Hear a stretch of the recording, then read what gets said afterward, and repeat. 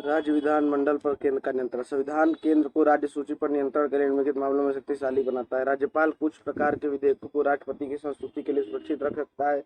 राष्ट्रपति को उक्त पर विशेष वीटो प्राप्त है। राज्य सूची से संबंधित कुछ विषयों पर राष्ट्रपति की पूर्व सम्मति के पश्चात ही लाया जा सकता है। राष्ट्रपति राज्य विधानमंडल के द्वारा पारित शक्ति या वित्त विधेयक को वित्त आपातकाल के दौरान सुरक्षित रखने का निर्देश जारी कर सकता है। प्रशासनिक संबंध। अनुच्छेद 256 राज्यों की और संघों की बाध्यता। प्रत्येक राज्य की कार्यपालिका शक्ति का इस प्रकार प्रयोग किया जाएगा जिससे संसद द्वारा बनाई गई विधियों का और ऐसी विद्यमान विधियों का जो उस राज्य में लागू है अनुपालन सुनिश्चित रहे। संघ की कार्यपालिका शक्ति का विस्तार किसी राज्य को ऐसे निर्देश देने तक होगा जो भारत सरकार को उस प्रयोजन के लिए आवश्यक प्रतीत हो। अनुच्छेद 257 कुछ दशाओं में राज्य पर संघ का नियंत्रण। प्रत्येक राज्य की कार्यपालिका शक्ति का इस प्रकार प्रयोग किया जाएगा जिससे संघ की कार्यपालिका शक्ति के प्रयोग में कोई अड़चन न हो या उस पर कोई प्रतिकूल प्रभाव न पड़े, और संघ की कार्यपालिका शक्ति का विस्तार किसी राज्य को ऐसे निर्देश देने तक होगा जो भारत सरकार को इस प्रयोजन के लिए आवश्यक प्रतीत हो। संघ की कार्यपालिका शक्ति का विस्तार राज्य को ऐसे संचार साधनों के निर्माण और बनाए रखने के बारे में निर्देश देने तक भी होगा जिसका राष्ट्रीय सैनिक महत्व का होना है उस निर्देश में घोषित किया गया है। संघ की कार्यपालिका शक्ति का विस्तार किसी राज्य में रेलों के संरक्षण के लिए किए जाने वाले उपायों के बारे में उस राज्य को निर्देश देने तक भी होगा। जल संबंधी विवाद। अनुच्छेद 262 अंतर्राज्यीय नदियों या नदी दूनों के जल संबंधी विवादों का न्याय निर्वाचन। संसद विधि द्वारा किसी अंतर्राज्यीय नदी या नदी दूनों के या उसमें जल के प्रयोग वितरण नियंत्रण के संबंध में किसी विवाद या परिवाद के न्याय निर्णय के लिए उपबंध कर सकेगी। अनुच्छेद 262(2) के तहत सर्वोच्च न्यायालय को इस मामले में न्यायिक पुनर्विलोकन के अधिकार से वंचित किया गया है। राज्यों के बीच समन्वय। अनुच्छेद 263 अंतर्राज्यीय परिषद के संबंध में उपबंध। यदि किसी समय राष्ट्रपति को यह प्रतीत होता है कि ऐसी परिषद की स्थापना से लोकहित की सिद्धि होगी जिससे राज्यों के बीच जो विवाद उत्पन्न हो गए हैं उनकी जांच करने और उस पर सलाह देने, कुछ या सभी राज्यों के अथवा संघ और एक या अधिक राज्यों के सामान्य हित से संबंधित विषयों के अन्वेषण और उक्त पर विचार विमर्श करने या ऐसे किसी विषय पर सिफारिश करने और विशिष्टतया उस विषय के संबंध में नीति और कार्रवाई के अधिक अच्छे समन्वय के लिए सिफारिश करने कर्तव्य का भार सौंपा जाए तो राष्ट्रपति के लिए विधिपूर्ण होगा कि वह आदेश द्वारा ऐसी परिषद की स्थापना करे और उस परिषद द्वारा किए जाने वाले कर्तव्यों के प्रगति को तथा उसके संगठन और प्रक्रिया को परिनिश्चित करे। अंतर्राज्यीय परिषद। सरकारी आयोग ने भारत के संविधान के अनुच्छेद 263 के अनुसार सुपरिभाषित अधिपेश के अनुसरण में परामर्श करने के लिए एक स्वतंत्र राष्ट्रीय फोरम के रूप में अंतर्राज्यीय परिषद स्थापित किए जाने की महत्वपूर्ण सिफारिश की थी। सिफारिश के अनुसरण में भारत के संविधान के अनुच्छेद 263 के तहत राष्ट्रपति के दिनांक 28/5/1990 के आदेश के तहत अंतर्राज्यीय परिषद का गठन किया गया था। परिषद का वर्तमान संगठन निम्नानुसार है। प्रधानमंत्री अध्यक्ष होता है। सभी राज्यों के मुख्यमंत्री सदस्य होते हैं। विधानसभा वाले संघ राज्य क्षेत्रों के मुख्यमंत्री और बिना विधानसभा वाले संघ राज्य क्षेत्रों के प्रशासक तथा राष्ट्रपति शासन वाले राज्यों के राज्यपाल। जम्मू और कश्मीर के मामले में राज्यपाल का शासन सदस्य। केंद्रीय मंत्री परिषद में कैबिनेट रैंक के 6 मंत्रियों को प्रधानमंत्री द्वारा सदस्य के रूप में नामित किया जाना है। कैबिनेट रैंक के 4 मंत्री सदस्यों के रूप में स्थायी मंत्री। आंचलिक परिषद।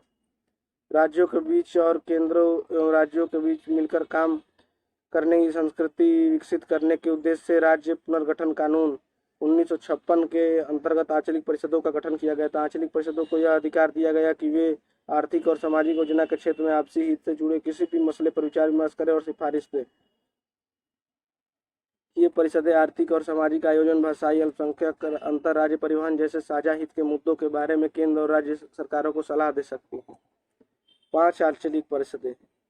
राज्य पुनर्गठन अधिनियम 1956 के भाग 3 के तहत 5 आंचलिक परिषदें स्थापित की गई। इस आंचलिक परिषदों का वर्तमान संगठन निम्नलिखित है। उत्तरी आंचलिक परिषद, इसमें हरियाणा, हिमाचल प्रदेश, जम्मू कश्मीर, पंजाब, राजस्थान राज्य, राष्ट्रीय राजधानी क्षेत्र दिल्ली और संघ राज्य क्षेत्र चंडीगढ़ शामिल है। मध्य आंचलिक परिषद, इसमें छत्तीसगढ़, उत्तराखंड, उत्तर प्रदेश और मध्य प्रदेश राज्य है। पूर्वी आंचलिक परिषद, इसमें बिहार, झारखंड, उड़ीसा, सिक्किम और पश्चिम बंगाल राज्य है। पश्चिमी आंचलिक परिषद, इसमें गोवा, गुजरात, महाराष्ट्र राज्य और संघ राज्य क्षेत्र दमन और दीव और दादर और नगर हवेली। दक्षिणी आंचलिक परिषद, इसमें आंध्र प्रदेश, कर्नाटक, केरल, तमिलनाडु राज्य और संघ राज्य क्षेत्र पुदुचेरी शामिल है। पूर्वोत्तर राज्य असम, अरुणाचल प्रदेश, मणिपुर, त्रिपुरा, मिजोरम, मेघालय और नागालैंड को आंचलिक परिषदों में शामिल नहीं किया गया है और उनकी विशेष समस्याओं को पूर्वोत्तर परिषद अधिनियम 1972 के तहत गठित पूर्वोत्तर परिषद द्वारा हल किया जाता है। सिक्किम राज्य को दिनांक 23 दिसंबर 2002 में अधिसूचित पूर्वोत्तर परिषद अधिनियम 2002 के तहत पूर्वोत्तर परिषद में भी शामिल किया गया है। इसके परिणाम स्वरूप सिक्किम को पूर्वी आंचलिक परिषद के सदस्य के रूप में हटाए जाने के लिए गृह मंत्रालय द्वारा कार्रवाई शुरू की गई।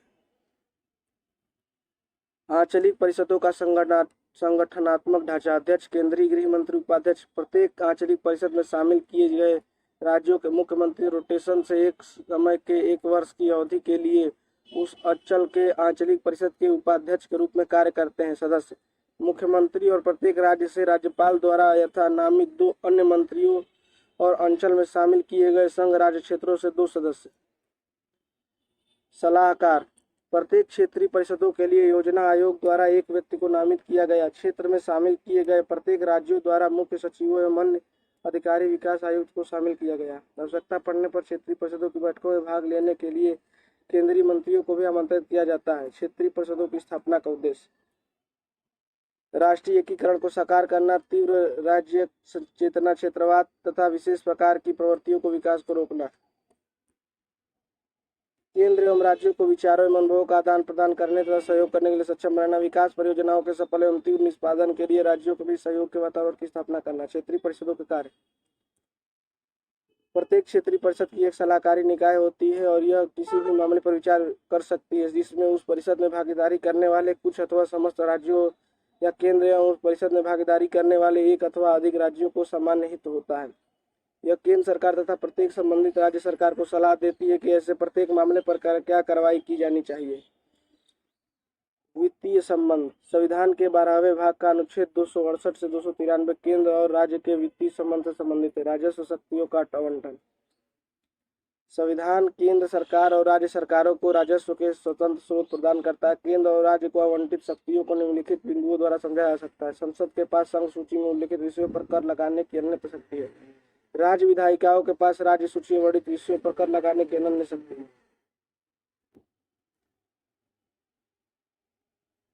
और राज्य विधायिकाओं के पास राज्य सूची में वर्णित विषयों पर कर लगाने की अनन्य शक्ति। संसद और राज्य विधायिका दोनों के पास समवर्ती सूची में वर्णित विषयों पर कर लगाने का अधिकार है। संसद के पास अवशिष्ट शक्तियों से संबंधित मामलों पर कर लगाने की अनन्य शक्ति है।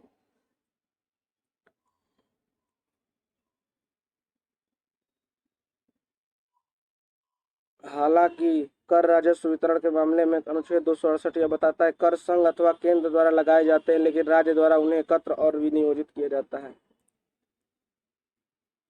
सेवा कर संघ द्वारा लगाया जाता है और संघ एवं राज्यों द्वारा एकत्र और नियोजित किया जाता है। अनुच्छेद 268 करों का संघ द्वारा लगाया और एकत्र किया जाता है लेकिन राज्यों को सौंपा जाता है। अनुच्छेद 269 करों को संघ द्वारा लगाया और एकत्र किया जाता है लेकिन राज्यों और संघों के बीच वितरित किया जाता है। अनुच्छेद 270 संघ के प्रयोजनों के लिए कुछ खास शुल्कों और करों पर भी भार लगाया जाता है। अनुच्छेद 271 अनुच्छेद 275 के तहत संसद किसी भी राज्य के लिए अनुदान सहायता प्रदान करने के लिए अधिकृत है। संसद सहायता की जरूरत निर्धारित कर सकते हैं, अनुदान सहायता की जरूरत निर्धारित कर सकते हैं और विभिन्न राज्यों के लिए विभिन्न राशियां तय की जा सकती है।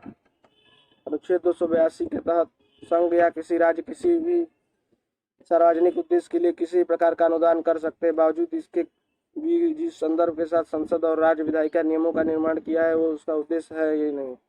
अनुच्छेद 352 के तहत राष्ट्रीय आपातकाल की कार्रवाई के दौरान केंद्र और राज्यों के बीच राजस्व के वितरण को राष्ट्रपति द्वारा बदला जा सकता है।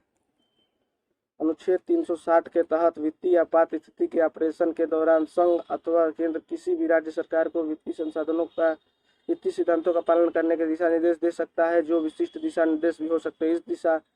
इस दिए जाने वाले दिशा निर्देशों पर राष्ट्रपति स्पष्ट और आवश्यक निर्णय दे सकते हैं। वस्तु एवं सेवा कर जीएसटी परिषद यह वस्तु एवं सेवा कर गुड्स एंड सर्विस टैक्स से संबंधित मुद्दों पर केंद्र और राज्य सरकार को सिफारिश करने के लिए एक संवैधानिक निकाय है। 1वें संविधान संशोधन द्वारा संविधान के अनुच्छेद 279(1) में जीएसटी 279(1) है में जीएसटी परिषद का प्रावधान किया गया है। सदस्य सभी 28 राज्यों एवं 3 संघ शासित क्षेत्रों दिल्ली, पुदुचेरी और जम्मू कश्मीर के वित्त मंत्री या राज्य सरकार द्वारा निर्वाचित कोई अन्य मंत्री अर्थात कुल मिलाकर 31 सदस्य होते हैं। जीएसटी परिषद की अध्यक्षता केंद्रीय वित्त मंत्री करते हैं। यह एक संघीय निकाय के रूप में माना जाता है जहां केंद्र और राज्य दोनों को उचित प्रतिनिधित्व मिलता है। जीएसटी परिषद का मतदान प्रणाली। जीएसटी परिषद का प्रत्येक निर्णय उपस्थित और मतदान के 75% भारित बहुमत 3/4 बहुमत होने के बाद भी लिया जाता है। भारित बहुमत का सिद्धांत। केंद्र सरकार का मान 1/3 वोट माना जाता है। सभी राज्य सरकारों का एक साथ मिलकर कुल मान 2/3 वोट माना जाता है। जीएसटी परिषद के कार्य। जीएसटी परिषद का कार्य निम्नलिखित विषयों पर केंद्र और राज्यों को सिफारिश करना है। केंद्र सरकार, राज्य सरकार और स्थानीय निकायों द्वारा वसूले जाने वाले कर, उपकर तथा आधुनिक शुल्क जिन्हें जीएसटी के अंतर्गत समाहित किए जा सके, ऐसी वस्तुएं और सेवाएं जिन्हें जीएसटी के अधीन या उससे छूट प्रदान की जा सके। आदर्श जीएसटी कानून। उदाहरण के सिद्धांत। जीएसटी का बंटवारा और आपूर्ति के स्थान को प्रशासित करने वाले सिद्धांत। वह सीमा रेखा जिसके नीचे वस्तु और सेवा के टर्नओवर को जीएसटी से छूट प्रदान की जा सके। वह दिनांक जब से कच्चे तेल, हाई स्पीड डीजल मोटर, यानी पेट्रोल, प्राकृतिक गैस और एविएशन टर्बाइन इस फ्यूल पर जीएसटी वसूला जा सके। किसी प्राकृतिक आपदा या विपदा के दौरान अतिरिक्त संसाधन इकट्ठा करने हेतु किसी विशेष अवधि के लिए कोई विशेष दर या दरें। उत्तर पूर्वी पर्वतीय राज्यों अरुणाचल प्रदेश, असम, मणिपुर, मेघालय, मिजोरम, नागालैंड, त्रिपुरा, सिक्किम, जम्मू कश्मीर, हिमाचल प्रदेश, उत्तराखंड के संबंध में विशेष प्रावधान। जीएसटी परिषद द्वारा यथा निर्णय एवं जीएसटी से संबंधित कोई अन्य मामला जिस पर परिषद निर्णय ले सकती है। अध्याय 26 आपातकालीन प्रावधान। भारतीय संविधान में राष्ट्र की प्रभुता, एकता और अखंडता की सुरक्षा के उद्देश्य से एक अनोखी विशेषता का समावेश किया गया है जिसके तहत भारतीय संघ आपातकाल के समय संघात्मक से एकात्मक में रूपांतरित हो जाता है। संविधान के भाग 18 में से 352 से 360 तक आपात उपबंधों का प्रावधान किया। आपात उपबंध जर्मनी के संविधान से प्रेरित। भारतीय संविधान में आपात उपबंध को 3 भागों में बांटा गया। राष्ट्रीय आपात, युद्ध, बाह्य आक्रमण या सशस्त्र विद्रोह से उत्पन्न आपात अनुच्छेद 352। राज्यों में संवैधानिक तंत्र की विफलता, राष्ट्रपति शासन अनुच्छेद 356। वित्तीय आपात अनुच्छेद 360। भारतीय संविधान में आपात उपबंध। आपात उपबंध भारत शासन अधिनियम 1935 से लिए गए हैं। भारतीय संविधान के भाग 18 में अनुच्छेद 352 से 360 तक आपातकाल से संबंधित उपबंध उल्लिखित है। ये प्रावधान केंद्र को किसी भी असामान्य स्थिति से प्रभावी रूप से निपटने में सक्षम बनाता है। संविधान में इस प्रावधानों को जोड़ने का उद्देश्य देश की संप्रभुता, एकता, अखंडता, लोकतांत्रिक राजनीतिक व्यवस्था तथा संविधान की सुरक्षा करना। उद्घोषणा। अनुच्छेद 352 में निहित है कि युद्ध, बाह्य आक्रमण या सशस्त्र विद्रोह के कारण संपूर्ण भारत या इसके लिए किसी हिस्से की सुरक्षा खतरे में हो तो राष्ट्रपति राष्ट्रीय आपात की घोषणा कर सकता है। मूल संविधान में सशस्त्र विद्रोह की जगह आंतरिक अशांति शब्द उल्लेख था। 44वें संविधान संशोधन अधिनियम 1978 द्वारा आंतरिक अशांति को हटाकर उसके स्थान पर सशस्त्र विद्रोह शब्द किया गया। जब आपातकाल की घोषणा युद्ध अथवा बाह्य आक्रमण के आधार पर की जाती है तब इसे बाह्य आपातकाल के नाम से जाना जाता है। दूसरी ओर जब इसकी घोषणा सशस्त्र विद्रोह के आधार पर की जाती है तब इसे आंतरिक आपातकाल के नाम से माना जाता है। राष्ट्रीय आपात की घोषणा संपूर्ण देश अथवा केवल इसके लिए किसी एक भाग पर लागू हो सकती है। मिनेर्वा मिल्स मामले 1980 में उच्चतम न्यायालय ने कहा था कि राष्ट्रीय आपात की घोषणा को अदालत में चुनौती दी जा सकती है। घोषणा की प्रक्रिया में होती अनुच्छेद 352 के आधार पर राष्ट्रपति तब तक राष्ट्रीय आपात की घोषणा नहीं कर सकता जब तक संघ का मंत्रिमंडल लिखित रूप से इसका प्रस्ताव उसे न भेज दे। यह प्रावधान 44वें संविधान संशोधन अधिनियम 1978 द्वारा जोड़ा गया। इसी घोषणा का संकल्प संसद के प्रत्येक सदन की कुल सदस्य संख्या के बहुमत तथा उपस्थित व मतदान करने वाले सदस्यों को 2/3 बहुमत द्वारा पारित किया जाना आवश्यक होगा। राष्ट्रीय आपात की घोषणा को संसद के प्रत्येक सदन के समक्ष रखा जाता है तथा 1 महीने के अंदर अनुमोदन न मिलने पर यह प्रवर्तन में नहीं रहती, किंतु एक बार अनुमोदन न मिलने पर 6 माह के लिए प्रवर्तन में बनी रह सकती है। उद्घोषणा की समाप्ति। राष्ट्रपति द्वारा आपातकाल की उद्घोषणा को किसी भी समय एक दूसरी उद्घोषणा से समाप्त किया जा सकता है। ऐसी उद्घोषणा के लिए संसदीय अनुमोदन की आवश्यकता नहीं होगी। इसके अतिरिक्त राष्ट्रपति के लिए ऐसी उद्घोषणा को समाप्त कर देना आवश्यक होता है जिसे जारी रखने के लिए अनुमोदन प्रस्ताव को लोकसभा निरस्त करते हैं। आपातकाल के प्रभाव। केंद्र राज्य संबंध पर प्रभाव। कार्यपालिका। केंद्र को किसी राज्य को किसी भी विषय पर कार्यकारी निर्देश देने की शक्ति प्राप्त हो जाती है, यद्यपि राज्य सरकारों को निलंबित नहीं किया जाता। विधायी। संसद को राज्य सूची में वर्णित विषयों पर कानून बनाने का अधिकार प्राप्त हो जाता है, यद्यपि किसी राज्य विधायिका की विधायी शक्तियों को विलंबित नहीं किया जाता है। उपरोक्त कानून आपातकाल की समाप्ति के बाद 6 माह तक प्रभावित रहते हैं। यदि संसद का सत्र नहीं चल रहा हो तो राष्ट्रपति राज्य सूची के विषयों पर भी अध्यादेश जारी कर सकता है। वित्तीय। राष्ट्रपति केंद्र तथा राज्यों के मध्य करों के संवैधानिक वितरण को संशोधित कर सकता है। ऐसे संशोधन उस वित्त वर्ष की समाप्ति तक जारी रहते हैं जिसमें आपातकाल समाप्त होता है। लोकसभा तथा राज्य विधानमंडल के विधानसभा के कार्यकाल पर प्रभाव।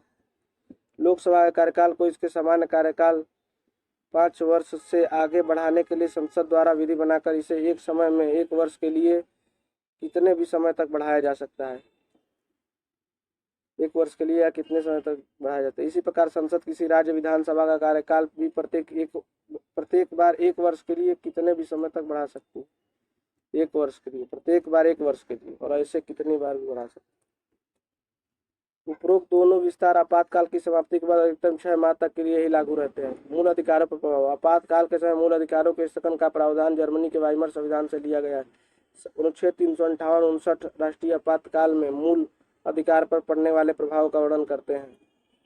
अनुच्छेद 358 अनुच्छेद 19 द्वारा दिए गए मूल अधिकारों से के निलंबन संबंधित है, जबकि अनुच्छेद 359 अन्य मूल अधिकारों के निलंबन अनुच्छेद 20 तथा 21 द्वारा प्रदत्त अधिकारों को छोड़ से संबंधित है। अनुच्छेद 358 के तहत जब राष्ट्रीय आपात की घोषणा की जाती है तब अनुच्छेद 19 द्वारा प्रदत्त 6 मूल अधिकार स्वतः ही निलंबित हो जाते हैं। जब राष्ट्रीय आपातकाल समाप्त हो जाता है तो अनुच्छेद 19 स्वतः पुनर्जीवित हो जाता है। अनुच्छेद 19 द्वारा प्रदत्त 6 मूल अधिकारों को युद्ध अथवा बाह्य आक्रमण के आधार पर घोषित आपातकाल में ही निलंबित किया जा सकता है। अनुच्छेद 359 के अंतर्गत मूल अधिकार नहीं अपितु उनका लागू होना निलंबित होता है, अनुच्छेद 20-21 को छोड़कर। यह निलंबन उन्हीं मूल अधिकारों से संबंधित होता है जो राष्ट्रपति के आदेश में वर्णित होते हैं। अनुच्छेद 359 के अंतर्गत निलंबन आपातकाल की अवधि अथवा आदेश में वर्णित अल्पावधि हेतु लागू हो सकता है और निलंबन का आदेश पूरे देश अथवा किसी भाग पर लागू किया जा सकता है। अब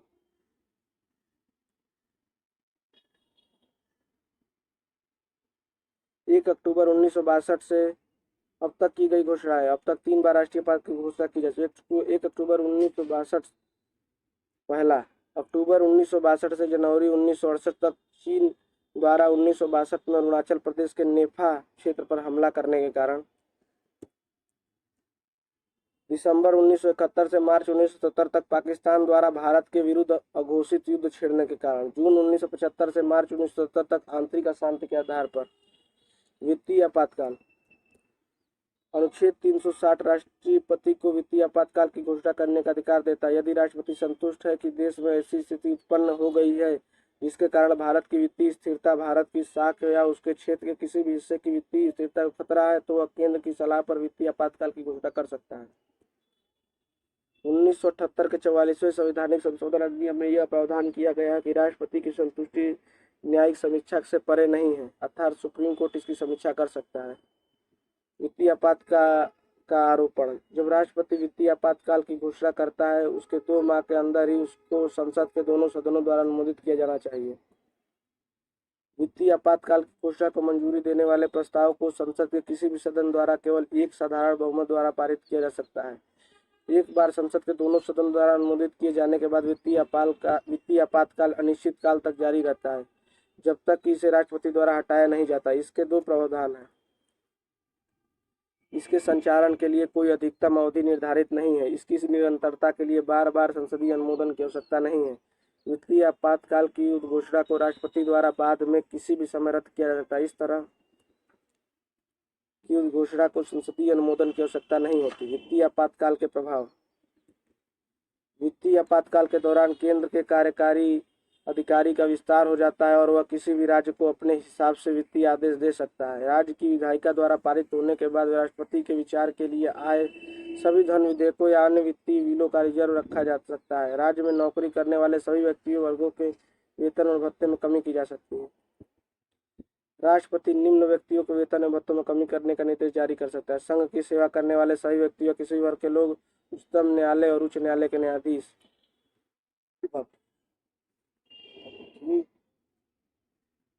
हेलो,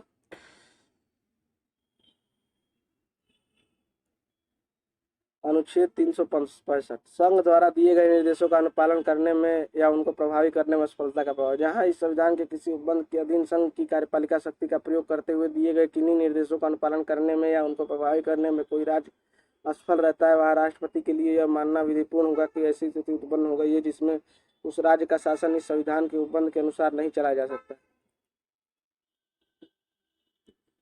विशेष राज्य का दर्जा। भारतीय संविधान के भाग 21 में कुछ राज्यों को विशेष दर्जा दिया गया है। इस भाग में 2 अनुच्छेद 370 371 सम्मिलित थे, जिसमें अनुच्छेद 370 के तहत जम्मू कश्मीर के लिए विशेष संबंध प्रदान किया गया था, परंतु वर्ष 2019 में केंद्र सरकार ने जम्मू कश्मीर का विशेष दर्जा समाप्त करते हुए उसे केंद्र शासित प्रदेश घोषित कर दिया। संविधान के भाग 21 में संविधान अनुच्छेद 371 के विभिन्न खंडों में अलग अलग राज्यों से संबंधित उपबंध दिए गए। वर्तमान में ऐसी व्यवस्था 11 राज्यों के लिए लागू है। अनुच्छेद 370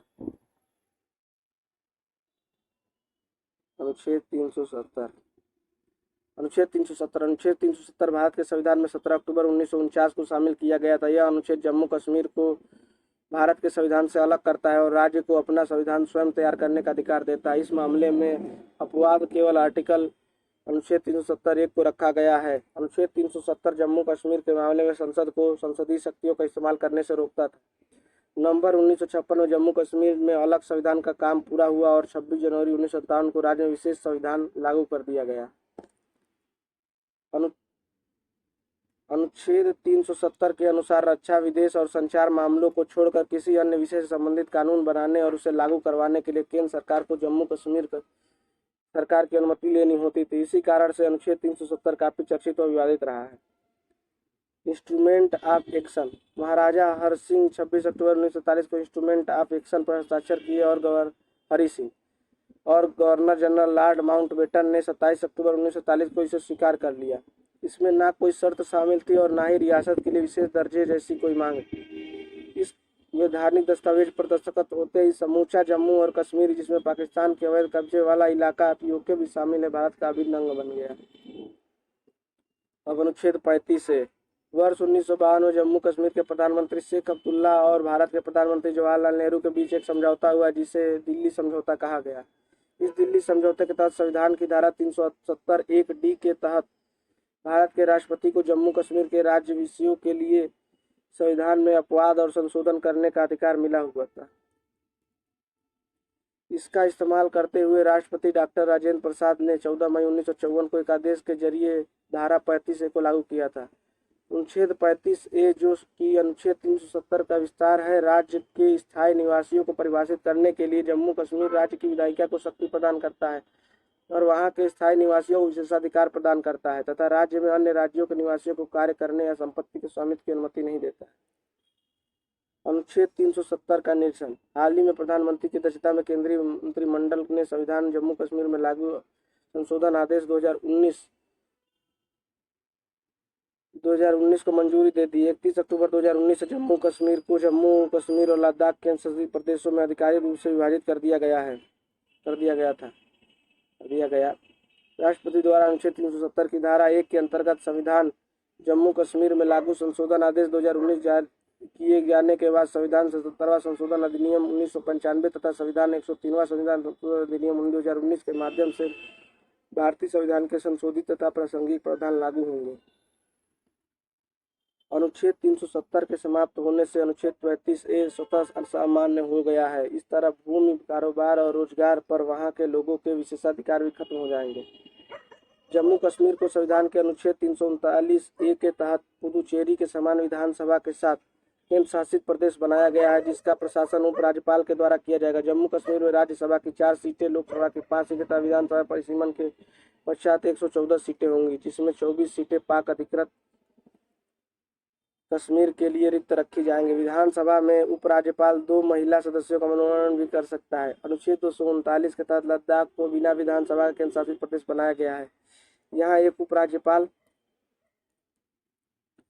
होगा जो शासन का संचालन करेगा। लद्दाख केंद्र शासित प्रदेश के लिए एक लोकसभा सीट निर्धारित की गई है। इन दोनों केंद्र शासित प्रदेशों का संयुक्त उच्च न्यायालय जम्मू कश्मीर उच्च न्यायालय श्रीनगर को बनाया गया है। जम्मू कश्मीर केंद्र शासित प्रदेश के प्रथम उपराज्यपाल गिरीश चंद्र मुर्मू तथा लद्दाख केंद्र शासित प्रदेश के प्रथम उपराज्यपाल राधाकृष्ण माथुर को बनाया गया है। दादर और नगर हवेली तथा दमन और दीव संघ राज्य क्षेत्रों का आपस में विलय कर 26 जनवरी 2020 से दादर और नगर हवेली तथा दमन और दीव को एक केंद्र शासित प्रदेश बना दिया गया, जिनकी राजधानी दमन को बनाया गया है। वर्तमान में भारत में 28 राज्य और 8 केंद्र शासित प्रदेश है। अनुच्छेद 371 में पूर्वोत्तर राज्यों के लिए विशेष प्रावधान है। नागालैंड को वर्ष 1956 के राज्य पुनर्गठन इस अधिनियम में असम राज्य में ही छठी अनुसूची के जनजाति क्षेत्र के रूप में रखा गया था। संसद द्वारा नागालैंड राज्य अधिनियम 1962 पारित करके नागालैंड राज्य का गठन किया गया। नागालैंड की संस्कृति, स्वायत्तता और वहां मजबूत कानून व्यवस्था सुनिश्चित करने के लिए 13वें संविधान संशोधन अधिनियम 1962 के माध्यम से अनुच्छेद 371 को शामिल किया गया। असम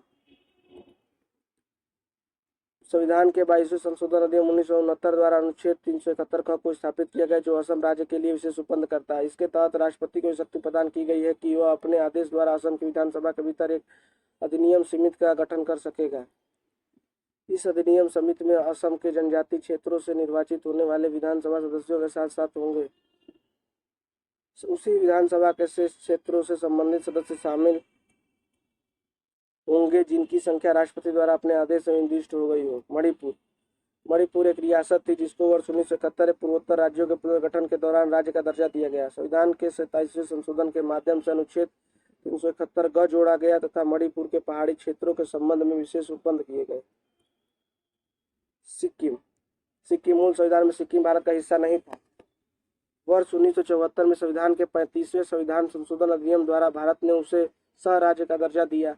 36वें संविधान संशोधन द्वारा वर्ष 1975 में उसे विशेष राज्यों के समान दर्जा दिया गया एवं इसी के माध्यम से अनुच्छेद 371 च भी शामिल किया गया। मिजोरम असम का हिस्सा था जो छठी अनुसूची के तहत प्रशासित होता था एवं धर्म स्वायत्त जिलों जिनमें चकमा, मारा, लई जनजाति जिले शामिल थे के रूप में जाना जाता था। उत्तर पूर्व क्षेत्र पुनर्गठन अधिनियम 1971 के आधार पर वर्ष 1972 में मिजोरम को असम से अलग कर केंद्र शासित क्षेत्र का दर्जा प्रदान किया गया था। 53वें संविधान संशोधन अधिनियम 1986 के माध्यम से अनुच्छेद 371 छ जोड़कर असम को राज्य का दर्जा दिया गया। अरुणाचल प्रदेश को पहले पूर्वोत्तर सीमांत agency north east frontier agency NEFA के नाम से जाना जाता था।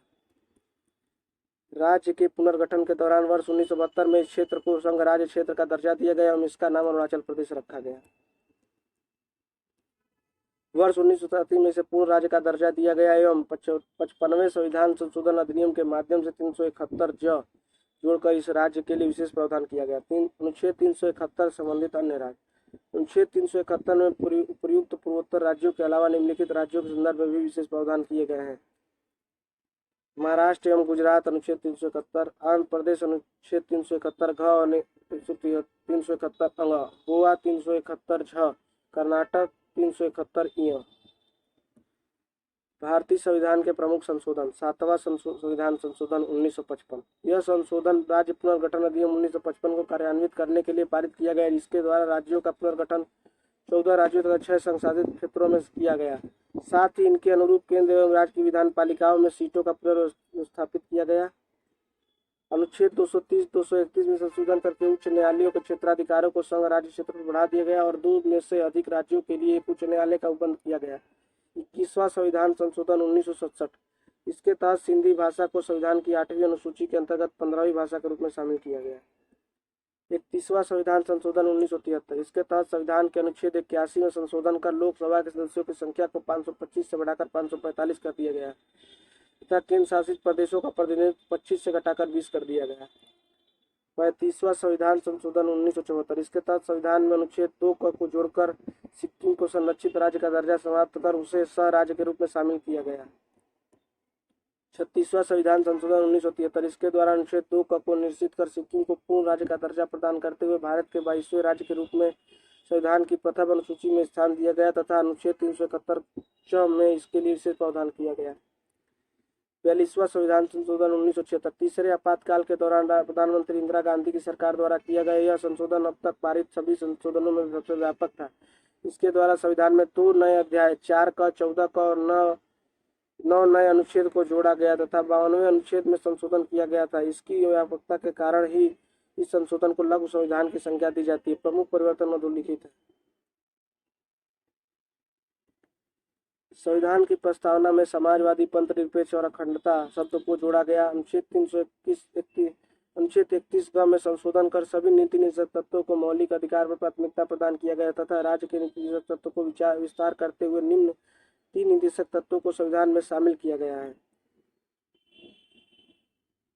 नंबर 1 समान न्याय और निःशुल्क विधिक सहायता अनुच्छेद 39 का। उद्योगों के प्रबंधन में कर्मकारों का भाग लेना अनुच्छेद 43 का। पर्यावरण की रक्षा और सुधार तथा वन और वन्य जीवों की सुरक्षा अनुच्छेद 48 का। संविधान में भाग 4 क व अनुच्छेद 51 क को जोड़कर 10 मौलिक कर्तव्यों का समावेश किया गया। दायित्व है कि वर्तमान में मौलिक कर्तव्यों की संख्या 11 है। अनुच्छेद 74 में संशोधन कर यह स्पष्ट कर दिया गया कि राष्ट्रपति मंत्रिपरिषद की सलाह मानने के लिए बाध्य होगा। इस संशोधन द्वारा अनुच्छेद 368 में 2 नए खंड 4 और खंड 5 जोड़े गए। खंड 4 यह उपबंधित करता था कि संसद द्वारा किए गए संविधान संशोधनों को न्यायालय में चुनौती नहीं दी जा सकेगी। खंड 5 संदेह के निवारण के लिए घोषित करता था कि इस अनुच्छेद के अंतर्गत संविधान के उपबंधों को जोड़ने, परिवर्तित करने या निश्चित करने के लिए संसद की विधायी शक्ति पर कोई परिसीमन नहीं होगा। इस संशोधन द्वारा वन संपदा, शिक्षा, जनसंख्या नियंत्रण तथा परिवार नियोजन, बाट तथा माप, जानवर तथा पक्षियों को सुरक्षा आदि विषयों को समवर्ती सूची के अंतर्गत कर दिया गया। लोकसभा एवं विधानसभाओं की अवधि को 5 वर्ष से बढ़ाकर 6 वर्ष कर दिया गया। सभी विधानसभाओं एवं लोकसभा के सीटों की संख्या को 2001 तक के लिए स्थिर कर दिया गया। आपात उपबंध के संबंध में निम्न 2 मुख्य परिवर्तन किए गए। राष्ट्रपति पूरे देश के साथ साथ अब देश के किसी एक भाग में भी अनुच्छेद 352 के तहत आपात की घोषणा कर सकेगा। अनुच्छेद 356 के तहत राज्यों में आपात घोषणा के पश्चात संसद द्वारा अनुमोदन के बाद 6 महीने लागू रह सकती थी, अब यह 1 वर्ष तक लागू रह सकती है। इस संशोधन अधिनियम द्वारा संविधान में एक नया भाग 14 क जोड़ा गया। इसमें 2 अनुच्छेद 223 क और 223 ख है। इसके तहत सिविल सर्वेंट के लिए न्यायाधिकरणों की स्थापना की व्यवस्था की गई है। केंद्रों को यह अधिकार दिया गया कि वह राज्यों में केंद्रीय सुरक्षा बलों को तैनात कर सकते हैं। संसद को यह अधिकार दिया गया कि वह निर्णय कर सकती है कि कौन सा पद लाभ का पद है। यह प्रावधान किया गया कि संसद तथा राज्य विधानमंडलों की गणपूर्ति की आवश्यकता नहीं है। प्रावधान किया गया कि संसद तथा राज्य विधानमंडलों के लिए गणपूर्ति की आवश्यकता नहीं है। 44वां संविधान संशोधन 1976। यह संशोधन भी अत्यंत व्यापक और महत्वपूर्ण है। इसे जनता दल की सरकार ने 42वें संविधान संशोधन द्वारा किए गए अवांछनीय परिवर्तनों को समाप्त करने के लिए पारित किया था। इसके द्वारा किए गए प्रमुख संशोधन निम्नलिखित हैं। अनुच्छेद 352 में राष्ट्रीय आपात की उद्घोषणा का आधार आंतरिक अशांति के स्थान पर सशस्त्र विद्रोह को रखा गया। अतः अब राष्ट्रपति द्वारा आपात की घोषणा आंतरिक अशांति के आधार पर नहीं की जा सकती, बल्कि सशस्त्र विद्रोह के आधार पर की जाती है। यह भी उपबंधित किया गया कि राष्ट्रपति राष्ट्रीय आपात की घोषणा तभी करेगा जब उसे मंत्रिमंडल द्वारा इसकी लिखित सूचना दी जाए।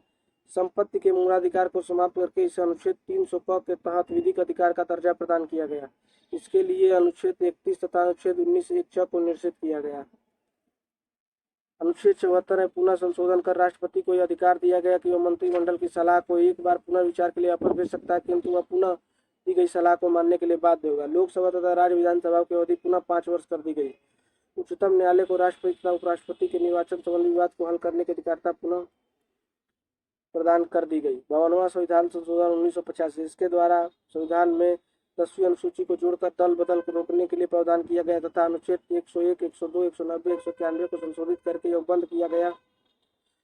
यदि संसद अथवा विधानमंडल का कोई सदस्य अपने दल का त्याग करता है या निर्वाचन के लिए नामित करने वाली पार्टी के द्वारा दल के निष्कासित कर दिया जाता है अथवा कोई स्वतंत्र सदस्य सदन में सीट प्राप्त करने के 6 महीने के बाद किसी अन्य राजनीतिक दल में शामिल हो जाता है तो ऐसे सदस्यों की सदस्यता सदन में समाप्त हो जाएगी। 56वां संविधान संशोधन 1987।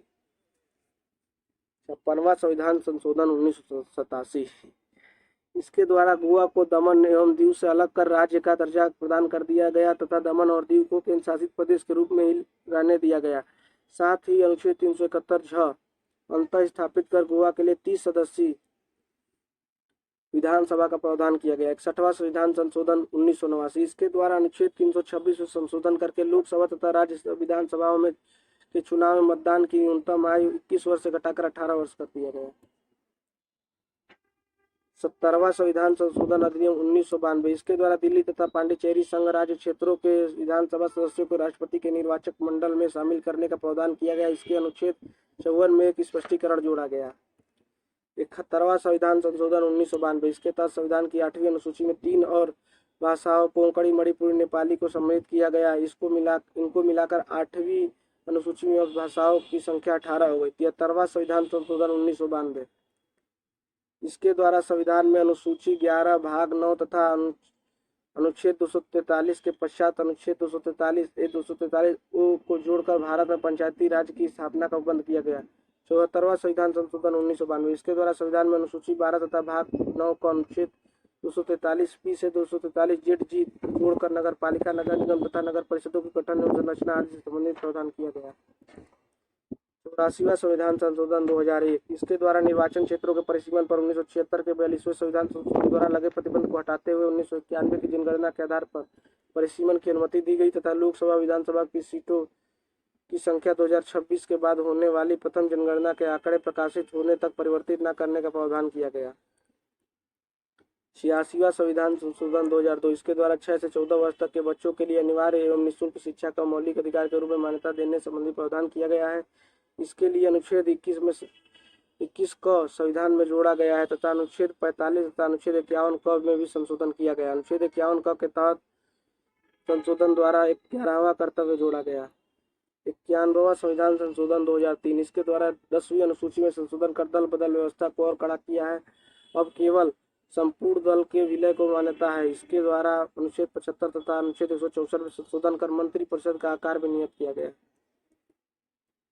अब केंद्र तथा राज्य में मंत्री परिषद की सदस्य संख्या लोकसभा तथा विधान की कुल सदस्य संख्या का 15% से अधिक नहीं होगी, किंतु जहां सदन की सदस्य संख्या 40 या उससे कम है वहां अधिकतम 12 होगी। 92वां संविधान संशोधन 2003, 92वां संविधान संशोधन 2003, इसके द्वारा संविधान की 8वीं अनुसूची में संशोधन कर 4 नई भाषाओं बोडो, डोंगरी, मैथिली और संथाली को शामिल किया गया। इस प्रकार 8वीं अनुसूची में वर्तमान में कुल 22 भाषाएं सम्मिलित हो गई। संविधान का 97वां संशोधन 2011, इस संविधान के द्वारा अनुच्छेद 19(1)(c) में सहकारी समितियां जोड़ा गया। यह संशोधन सहकारी समितियों के स्वैच्छिक विनिर्माण, स्वायत्त संचालन, लोकतांत्रिक नियंत्रण तथा व्यवसायिक प्रबंधन के लिए राज्य के नीति तत्व के रूप में अनुच्छेद 43 का अंतर स्थापित करता है। संशोधन द्वारा एक नया भाग 9 ख भी अंतर स्थापित किया गया, जिसमें अनुच्छेद 243 जेड एच और अनुच्छेद 243 जेड टी तक कुल 13 अनुच्छेद है। यह संशोधन सहकारी समितियों को संवैधानिक स्तर प्रदान करता है। संविधान का 99वां संशोधन 2014, इस संशोधन द्वारा सर्वोच्च न्यायालय व उच्च न्यायालयों में न्यायाधीशों की नियुक्ति तथा स्थानांतरण के लिए 1993 से चली आ रही कॉलेजियम प्रणाली के स्थान पर नए राष्ट्रीय न्यायिक नियुक्ति आयोग का प्रावधान किया गया था। इसके द्वारा संविधान में 3 नए अनुच्छेद 124A, 124B तथा 124C का समावेश किया गया था। साथ ही संविधान के अनुच्छेद 127, 128, 217, 222, 224, 224A और 221 में संशोधन किया गया था। किंतु 14 अक्टूबर 2015 को न्यायमूर्ति JS केयर की अध्यक्षता वाली 5 सदस्यीय संविधान पीठ 4:1 के बहुमत से राष्ट्रीय न्यायिक नियुक्ति आयोग अधिनियम और 99वें संविधान संशोधन को रद्द कर कॉलेजियम प्रणाली को पुनः बहाल कर दिया गया। 101वां संविधान संशोधन अधिनियम 2016, इस संविधान संशोधन अधिनियम का संबंध GST यानी गुड एंड सर्विस टैक्स से 8 सितंबर 2016 को संविधान 122वां संशोधन विधेयक 2014 राष्ट्रपति के हस्तक्षेपोपरांत संविधान 101वां संशोधन अधिनियम 2016 के रूप में अधिनियमित हुआ। राज्यसभा द्वारा 3 अगस्त 2016 को तथा लोकसभा द्वारा 8 अगस्त 2016 को यह संशोधन विधेयक पारित किया गया था। यह विधेयक संघ एवं राज्य दोनों संबंधित है, अतः इसे अधिनियमित होने से पूर्व कम से कम आधे राज्यों के अनुसमर्थन की आवश्यकता थी। वर्तमान में 8 राज्यों जम्मू कश्मीर, कर्नाटक, केरल, मणिपुर, तमिलनाडु, उत्तर प्रदेश, उत्तराखंड और पश्चिम बंगाल को छोड़कर अब तक 23 राज्यों केंद्र शासित प्रदेशों द्वारा इसे अनुसमर्थित किया जा चुका है। इसको थोड़ा चेक कर लेना भाई, ये शुरू वाला है एकदम। इनमें असम GST को अनुसमर्थन देने वाला पहला राज्य रहा। इस अधिनियम के द्वारा संविधान के भाग 11 अनुच्छेद 248, 249, 250, भाग 12 अनुच्छेद 268, 269, 270, 271, 286, भाग 19 अनुच्छेद 266, भाग 20 अनुच्छेद 368 तथा 6ठी 7वीं अनुसूची में संशोधन किया गया है तथा 3 नए अनुच्छेद 246 से 269, 279 जोड़े गए, जबकि अनुच्छेद 268 को समाप्त कर दिया गया। 102वां संविधान संशोधन अधिनियम 2018, 123वां संविधान संशोधन विधेयक, इस संशोधन द्वारा अनुच्छेद 338 का अंतर स्थापित कर राष्ट्रीय पिछड़ा वर्ग आयोग को संवैधानिक दर्जा प्रदान किया गया है तथा अनुच्छेद 342 को अंतर स्थापित किया गया। इस संशोधन के द्वारा अनुच्छेद 338 के खंड 10 में संशोधन कर अनुसूचित जातियों के प्रति निर्देश का अर्थ आंग्ल भारतीय समुदाय के प्रति निर्देश माना जाएगा तथा अनुच्छेद 366 में एक नया खंड 26 का अंत स्थापित किया गया है।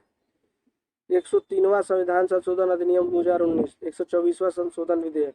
इस संशोधन के तहत आर्थिक रूप से कमजोर सामान्य वर्ग को सरकारी सेवाओं तथा शिक्षण संस्थाओं में 10% आरक्षण प्रदान किया गया, जिसके अंतर्गत अनुच्छेद 115 तथा अनुच्छेद 16 में संशोधन करके क्रमशः दोनों में ही नया खंड 6 अंत स्थापित किया गया है। 104वां संविधान अधिनियम 2019 126वां संविधान संशोधन विधेयक। इस अधिनियम द्वारा अनुच्छेद 334 संशोधन कर लोकसभा तथा विधानसभा में अनुसूचित जनजाति के आरक्षण को 10 वर्ष के लिए बढ़ा दिया गया है तथा साथ ही साथ लोकसभा एवं राज्य की विधानसभाओं में आंग्ल भारतीय समुदाय के नाम निर्देशन को 25 जनवरी 2020 से समाप्त कर दिया गया। ज्ञातव्य है कि भारत में वर्तमान समय में आंग्ल भारतीयों की कुल संख्या 296 है। उपरोक्त संशोधन अधिनियम 25 जनवरी 2020 से प्रभावी हुआ। संविधान के अब महत्वपूर्ण अनुच्छेद। अनुच्छेद 1 संघ का नाम और राज्य क्षेत्र। यह उपबंधित करता है कि भारत अर्थात इंडिया राज्यों का संघ होगा। अनुच्छेद 2 नए राज्यों का प्रवेश या स्थापना। अनुच्छेद 3 नए राज्यों का निर्माण और वर्तमान राज्यों के क्षेत्रों सीमाओं में नामों परिवर्तन। अनुच्छेद 11 संसद द्वारा नागरिकता के अधिकार का विधि द्वारा विनियमन किया जाना। संसद ने इस अनुच्छेद द्वारा प्रदत्त शक्ति के प्रयोग में भारतीय नागरिकता अधिनियम 1955 बनाया। अनुच्छेद 32 भाग 3 द्वारा प्रदत्त अधिकारों की प्रवृत्ति कराने के लिए उपचार। अनुच्छेद 43 कर्मकारों के लिए निर्वाह मजदूरियात। अनुच्छेद 43 का उद्योगों के प्रबंधन में कर्मकारों का भाग लेना। 42वें संविधान संशोधन अधिनियम द्वारा अंत स्थापित। अनुच्छेद 45 आरंभिक शिशुत्व देख रेख तथा 6 वर्ष से कम आयु के बालकों के लिए निःशुल्क और अनिवार्य शिक्षा का उपबंध। 86वें संविधान संशोधन अधिनियम 2002 द्वारा प्रतिस्थापित। अनुच्छेद 48 कृषि और पशुपालन का संगठन। अनुच्छेद 48 का पर्यावरण का संरक्षण तथा संवर्धन और वन जीवों की रक्षा। 42वें संशोधन अधिनियम द्वारा अंत स्थापित। अनुच्छेद 52 भारत का राष्ट्रपति। अनुच्छेद 57 पुनर्निर्वाचन के लिए पात्रता। भारत के राष्ट्रपति के पुनर्निर्वाचन। अनुच्छेद 63 भारत का उपराष्ट्रपति। अनुच्छेद 72 क्षमा आदि की और कुछ मामलों में निर्देश के निलंबन परिहार लघुकरण की राष्ट्रपति की शक्ति। अनुच्छेद 74 राष्ट्रपति की सहायता और सलाह देने के लिए मंत्रिपरिषद। अनुच्छेद 78 राष्ट्रपति को जानकारी देने आदि के संबंध में प्रधानमंत्री के कर्तव्य। अनुच्छेद 82 प्रत्येक जनगणना के पश्चात राज्यों को लोकसभा में स्थानों का आवंटन व राज्यों का प्रादेशिक निर्वाचन क्षेत्रों में विभाजन का पुनः समायोजन। अनुच्छेद 85 संसद सत्र 17 अवसान और विघटन। अनुच्छेद 87 राष्ट्रपति का विशेष अभिभाषण। अनुच्छेद 89 राज्यसभा का सभापति और उपसभापति। अनुच्छेद 93 लोकसभा का अध्यक्ष और उपाध्यक्ष। अनुच्छेद 102 सदस्यों के लिए निर्भरताएं। अनुच्छेद 102 सदस्यों के लिए निर्भरताएं। अनुच्छेद 103 सदस्यों की निर्भरताओं से संबंधित प्रश्नों पर विनिश्चय। अनुच्छेद 108 कुछ दशा में दोनों सदनों की संयुक्त बैठक। अनुच्छेद 109 धन विधेयकों के संबंध में विशेष प्रक्रिया। अनुच्छेद 110 धन विधेयक की परिभाषा। अनुच्छेद 111 विधेयकों पर राष्ट्रपति की अनुमति। अनुच्छेद 114 विनियोग विधेयक। अनुच्छेद 116 लेखानुदान प्रत्यानुदान और अपवादानुदान। अनुच्छेद 120 संसद में प्रयोग की जाने वाली भाषा। इसके अनुसार संसद में कार्य हिंदी या अंग्रेजी में किया जाएगा। अनुच्छेद 122 न्यायालयों द्वारा संसद की कार्रवाइयों की जांच न किया जाना है। अनुच्छेद 123 संसद के विश्रांति काल में अध्यादेश प्रख्यापित करने की राष्ट्रपति की शक्ति। अनुच्छेद 126 कार्यकारी मुख्य न्यायमूर्ति की नियुक्ति। अनुच्छेद 127 तदर्थ न्यायमूर्ति की नियुक्ति। अनुच्छेद 129 उच्चतम न्यायालय का अभिलेख न्यायालय होना। अनुच्छेद 131 उच्चतम न्यायालय की आरंभिक अधिकारिता। अनुच्छेद 136 अपील के लिए उच्चतम न्यायालय की विशेष इजाजत। अनुच्छेद 137 निर्णयों और आदेशों का उच्चतम न्यायालय द्वारा पुनर्विलोकन। अनुच्छेद 143 उच्चतम न्यायालय से परामर्श करने की राष्ट्रपति की शक्ति। अनुच्छेद 148 भारत का नियंत्रक महालेखा परीक्षक। अनुच्छेद 149 नियंत्रक महालेखा परीक्षक के कर्तव्य और शक्ति। अनुच्छेद 153 राज्यों के राज्यपाल। अनुच्छेद 160 कुछ आकस्मिकताओं में राज्यपाल के कर्तव्यों का निर्वहन। अनुच्छेद 161 क्षमा आदि की और कुछ मामलों में दंडादेश के निलंबन परिहार और लघुकरण की राज्यपाल की शक्ति। अनुच्छेद 163 राज्यपाल को सहायता और सलाह देने के लिए मंत्रिपरिषद। अनुच्छेद 165 राज्य का महाधिवक्ता। अनुच्छेद 167 राज्यपाल को जानकारी देने आदि के संबंध में मुख्यमंत्री कर्तव्य। अनुच्छेद 200 विधेयकों पर अनुमति राष्ट्रपति के विचारार्थ आरक्षित राज्यपाल द्वारा आरक्षित रखा। अनुच्छेद 201 विचार के लिए आरक्षित विधेयक पर राष्ट्रपति कार्रवाई। अनुच्छेद 213 विधानमंडल के विश्रांति काल में अध्यादेश प्रख्यापित करने की राज्यपाल की शक्ति। अनुच्छेद 215 उच्च न्यायालयों का अभिलेख न्यायालय होना। अनुच्छेद 223 कार्यकारी मुख्य न्यायमूर्ति की नियुक्ति। अनुच्छेद 224 अपर और कार्यकारी न्यायाधीशों की नियुक्ति। अनुच्छेद 224 का उच्च न्यायालयों की बैठकों में सेवानिवृत्त न्यायाधीशों की नियुक्ति। अनुच्छेद 226 कुछ रीट निकालने की उच्च न्यायालय की शक्ति। अनुच्छेद 202 या 2 से अधिक राज्यों के लिए एक ही उच्च न्यायालय की स्थापना की संसद की शक्ति। 243 य अनुच्छेद 243 सरकारी समितियों के अंतर्गत आने वाले विभिन्न पदों की परिभाषा है। 97वां संविधान संशोधन अधिनियम 2001 के द्वारा अंतर स्थापित। अनुच्छेद 249 राज्य सूची में विषय के संबंध में राष्ट्रीय हित में विषय बनाने की संसद की शक्ति।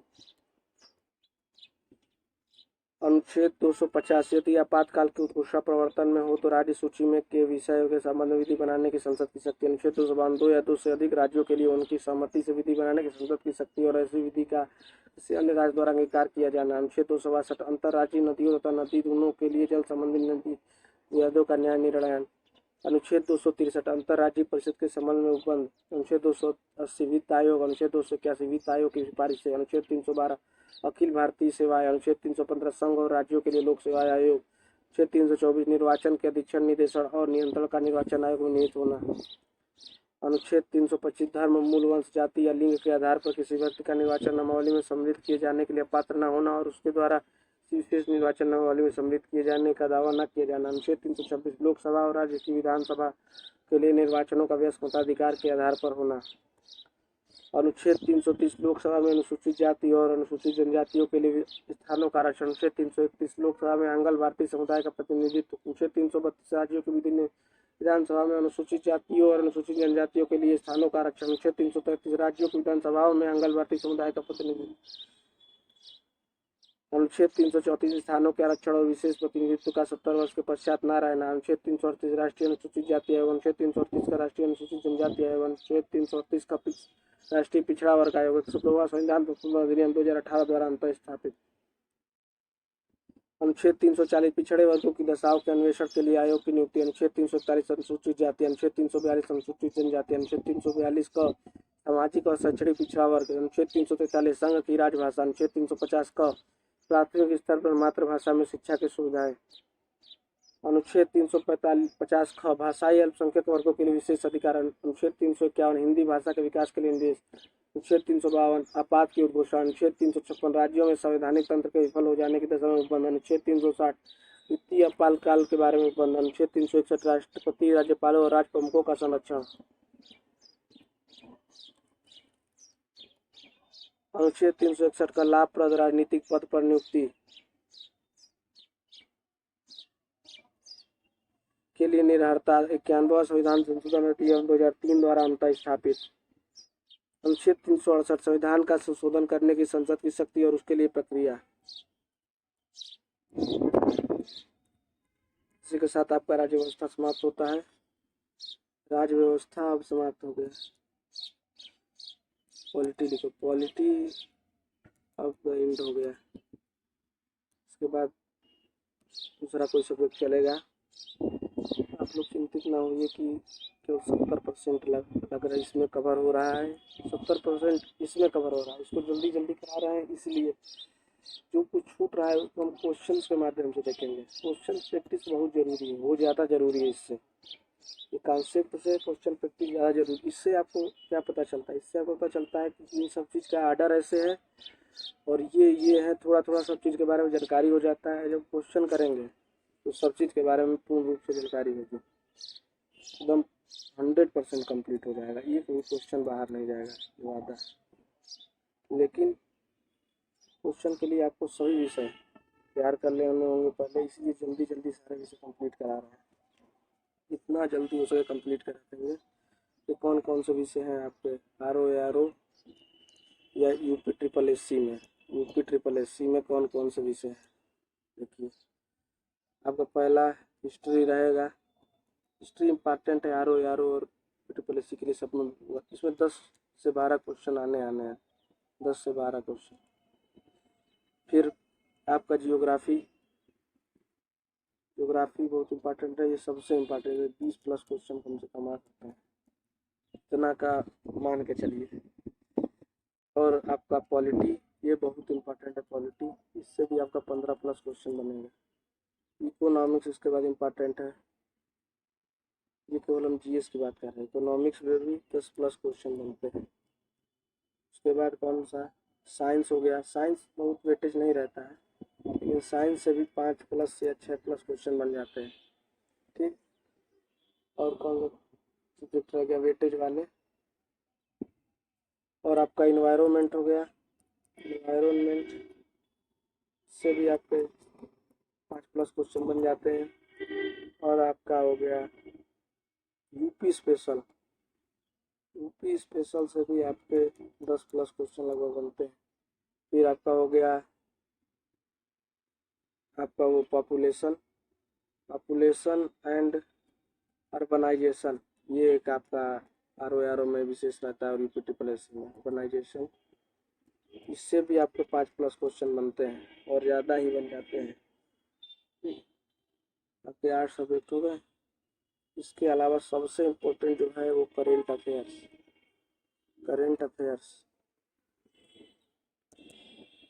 इसके आपके 30 क्वेश्चन तक बन जाते हैं, 30 क्वेश्चन तक इसके रहते हैं लगभग। तो इस तरह तैयार कीजिए। करेंट अफेयर बहुत इम्पोर्टेंट है, करेंट अफेयर्स, तो इसको हम इन सब सब्जेक्टों, बाकी सब सब्जेक्ट भी इक्वली इम्पोर्टेंट है, क्योंकि सब में नंबर आपको करने पड़ेंगे, तभी आप एक अच्छे नंबर तक पहुंच पाएंगे। करेंट अफेयर के लिए भी हम क्लासेज लाएंगे, अलग अलग किताबों के हम कोर्स कराएंगे। जितना स्पीड से फिनिश करा रहे उसी स्पीड से करंट अफेयर भी फिनिश करा देंगे। उसके बाद क्वेश्चन प्रैक्टिस पे ध्यान देंगे, क्वेश्चन प्रैक्टिस पे बहुत ज़्यादा ध्यान देंगे। ठीक, क्वेश्चन प्रैक्टिस में आपको क्या कराएंगे, डेली 100+ क्वेश्चन कराएंगे, 100+ क्वेश्चन। पहले हम विषयवार क्वेश्चन फिनिश करेंगे। पहले क्या करेंगे, सब्जेक्ट वाइज घटना चक्र, या किसी अन्य किताब से बोलेंगे तो पहले वो भेज देंगे। घटना चक्र या और किताबों की हम सब्जेक्ट वाइज आपके सारे क्वेश्चन फिनिश कराएंगे, जिससे जो बचा हुआ हो 30% वो कंप्लीट हो जाएगा। इसके अलावा जो बचे होंगे 30% वो कंप्लीट हो जाएगा। और फिर क्या कराएंगे, फिर पूरा परीक्षा वाला, पूरा एग्ज़ाम जैसे होता है एग्ज़ाम, उस हिसाब के 2-3 मॉडल पेपर कराएंगे। मॉडल पेपर जिसमें हमको लगेगा कि ये क्वेश्चन ज़रूर आएगा, उसको डालेंगे। अब वो 10 मॉडल पेपर से आपका 50% से ज़्यादा क्वेश्चन आएगा, ये गारंटी देंगे। अगर इतना करा पाए तो, क्योंकि समय का अभाव है हमारे पास, जॉब भी करते हैं भाई, इसलिए इतना सब चीज़ है, इतना सब चीज़ तैयार करना। बाकी आप लोग थोड़ा वीडियो में आवाज़ आता है उसके लिए बता दें। वीडियो में आवाज़ आता है भाई, हमारे पास कोई स्टूडियो नहीं है, ये घर है हमारे पास, उसमें आवाज़ आएगा। छत पे पढ़ाते हैं, सुबह शाम दोपहर, आप लोग के लिए कितनी वीडियो अपलोड कर रहे हैं, समय छुट्टी पे है, इसीलिए वहाँ भी कोशिश करेंगे आप लोग के लिए ज़्यादा से ज़्यादा वीडियो अपलोड करें। फिर इसे कंप्लीट करने के बाद सब्जेक्ट फिनिश कराना, सब्जेक्ट वाइज क्वेश्चन फिनिश कराना, ये बहुत बड़ा टास्क है। फिर मॉडल पेपर एक सेलेक्ट करना, ये क्वेश्चन आएंगे एग्जाम से, ये बहुत कठिन का कोई भी आदमी नहीं बता सकता ये क्वेश्चन आएंगे, लेकिन हम कोशिश करेंगे कि उन क्वेश्चनों को रखा जाए जो एग्जाम के लिए बहुत महत्वपूर्ण है, और उतने ही में से आ जाए, 10 मॉडल पेपर में से ही वो सारे क्वेश्चन आ जाए। चलिए ठीक है, धन्यवाद। चैनल को सब्सक्राइब भी कर लीजिए।